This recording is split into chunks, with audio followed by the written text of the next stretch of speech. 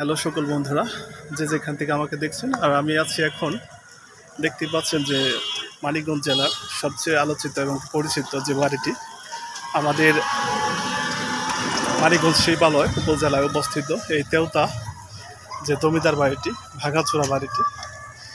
এখানে ছিল, আমি যতটুকু জানি, যে আমাদের কবি, জাতীয় কবি কাজী নজরুল ইসলাম এবং কি তার এই সহধর্মিণী কমলা দেবী। তো তারও এই চিত্রে বিজলিত এই বাড়িটি তেওতা জমিদার বাড়ি। তো আপনাদের অনেকটি জায়গা এই ভিডিওর মধ্যে ঘুরিয়ে ঘুরিয়ে দেখাচ্ছি। তো ভালো লাগতেছে আজকের এই বিকালটা।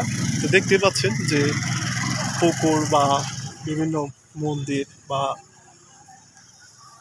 এই পাশে যে বাড়িটি দেখা যায় ভাঙাচোরা বাড়িটি, তো অনেকটি জায়গায় আপনাদের ঘুরিয়ে দেখালাম।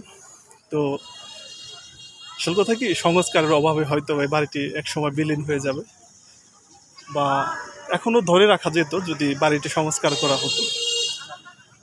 তো মানিকগঞ্জের মধ্যে যারা আছেন বা আশেপাশে যারা আছেন বা বিভিন্ন জায়গায় যারা আছেন, তো পদ্মা নদীর পাড়ে, পদ্মা নদী থেকে একটু দূরে যে বাড়িগুলো, জমিদার বাড়িগুলো, সকলে চেষ্টা করবেন যে একটু ঘুরে আসার জন্য।